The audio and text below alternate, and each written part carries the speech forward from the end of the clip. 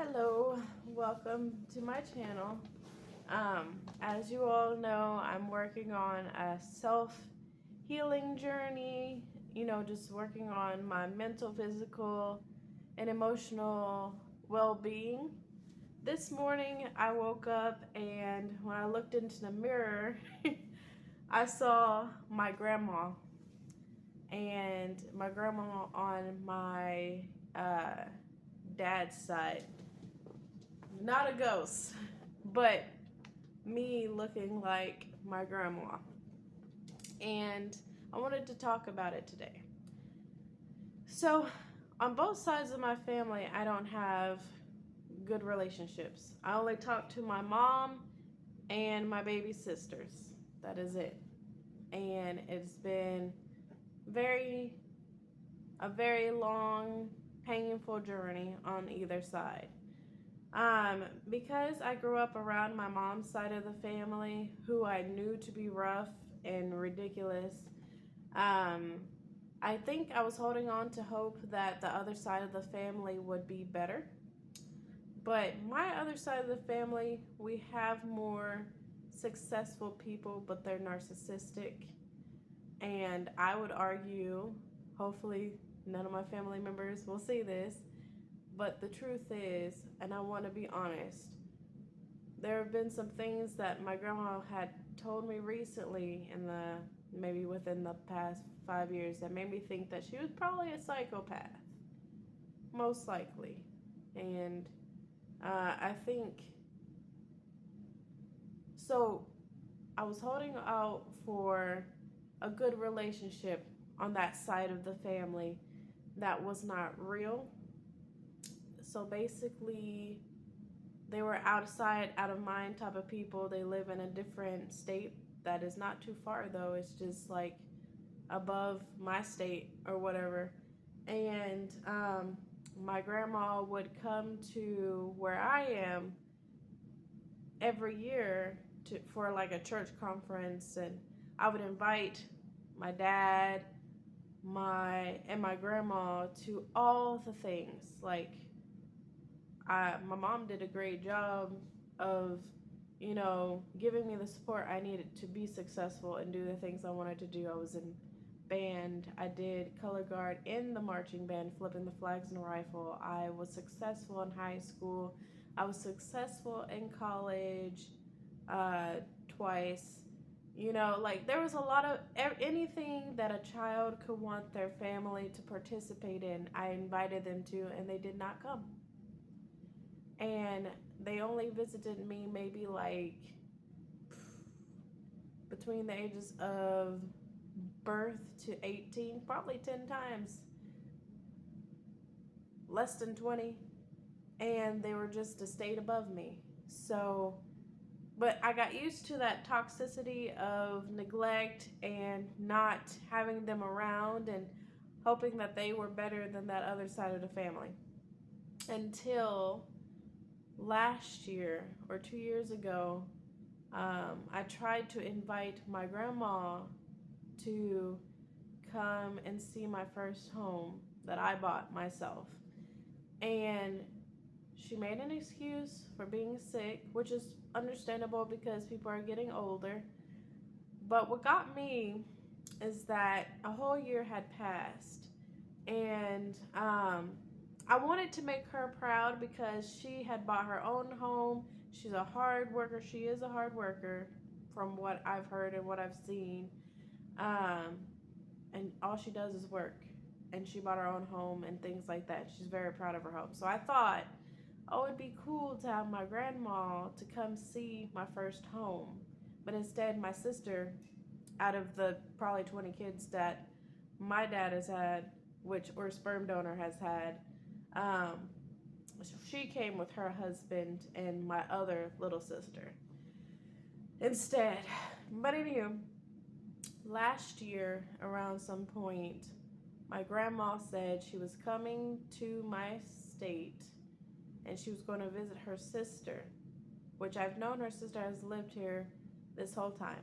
And she said she was going to go to that birthday party and she wanted me to go and visit her. And then I thought, so you don't you didn't plan to come and see me at all in this whole year. And I thought you were getting older, so I thought maybe that's why you weren't coming down here. But instead of you wanting to come and see me, you want me to come to you and see you.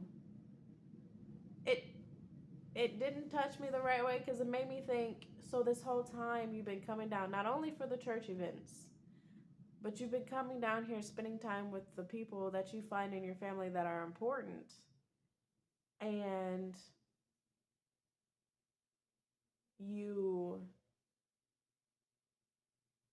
you know, you didn't want to come and see me. Now, there's another story that I should probably air out. That's true. But it hurt my feelings because I thought that we had a somewhat of a good relationship. I would call my grandma what I could, and so when but last year I stopped talking to her. I decided that I deserve to be treated better and to be loved. And both my grandparents on my mom's side died when I was a baby, and Leon, sorry, I shouldn't say his name.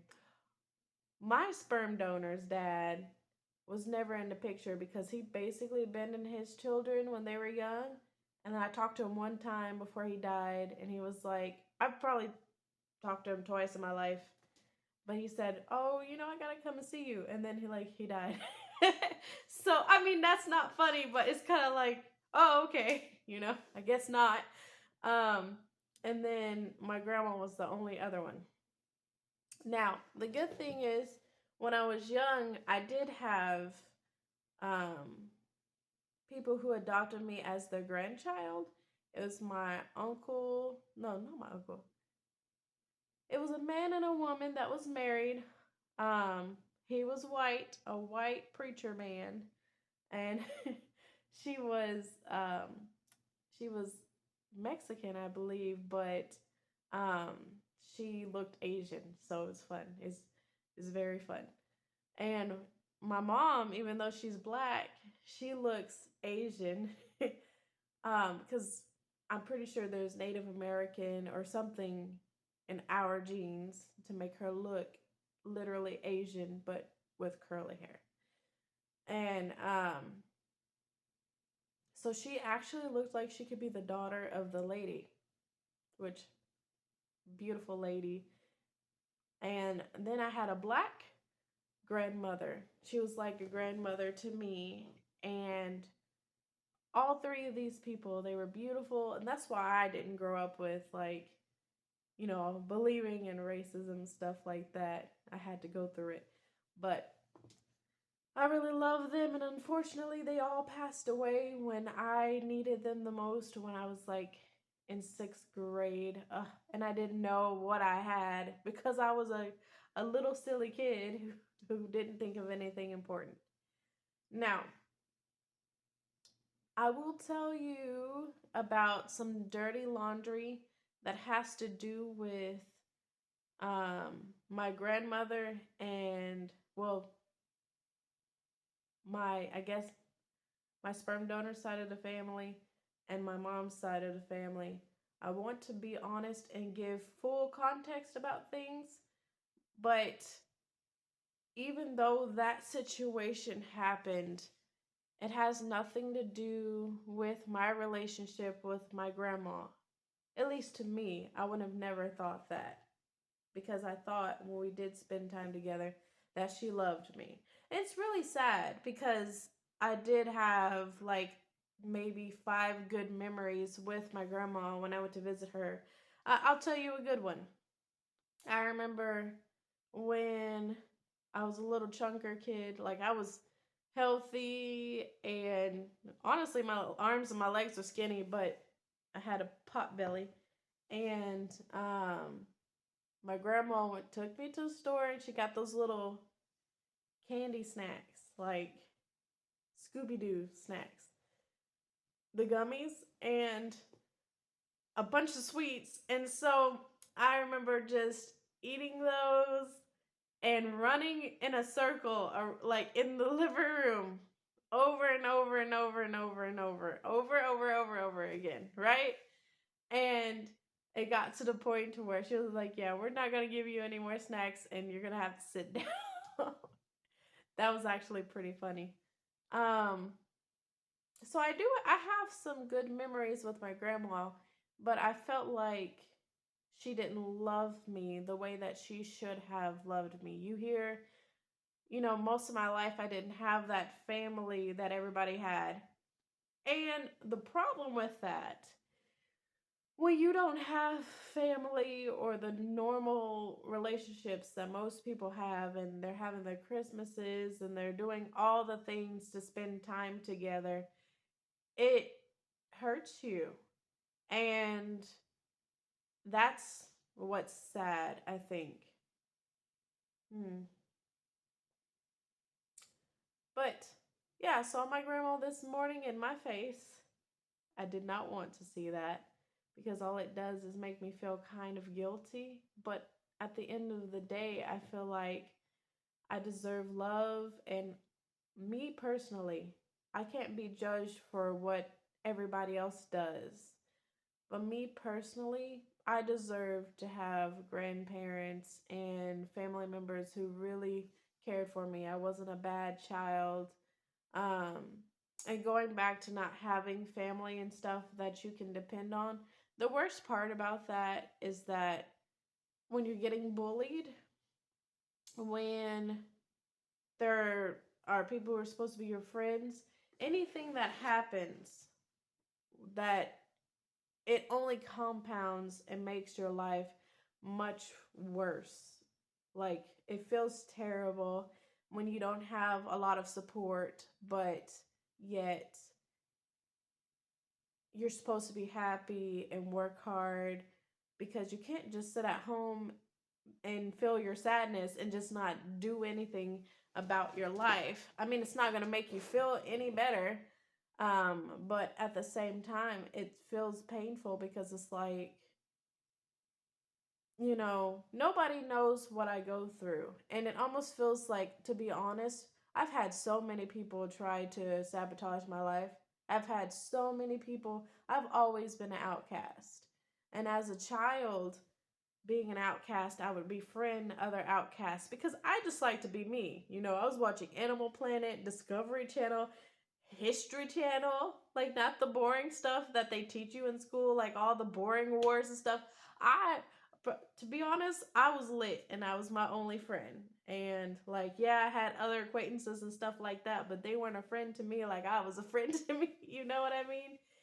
But regardless of all of that, I would befriend outcast people. Didn't matter who they were, which I think that's probably why I got hurt a lot. Because I understood what it meant to be alone and to feel unwanted and unloved. And I wanted to make other people see their worth and feel loved. Sad thing is, most people kind of suck. Most people are kind of selfish.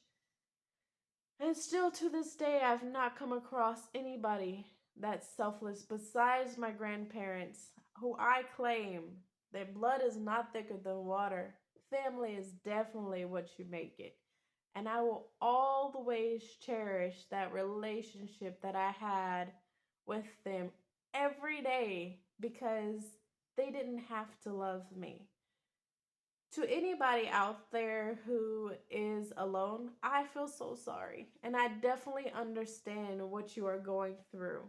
And if nobody else cares about how you feel, please understand that I care. I am sensitive. And so, with all the sadness that I feel with my situation, I hate to know that there are other people that feel the same way, if not worse. And people don't understand how important it is to feel love and to feel hugged. So, you know, I care about you. I hope you care about me. And I just wanted to get that off my chest.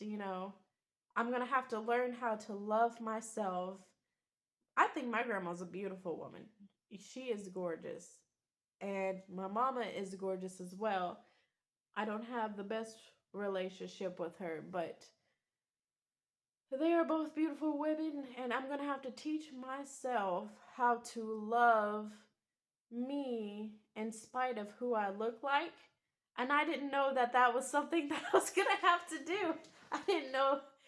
That's crazy because, like, when I saw my face, I didn't have my glasses on. And I looked in the mirror and my eyes were kind of puffy. And I was like, that's my grandma.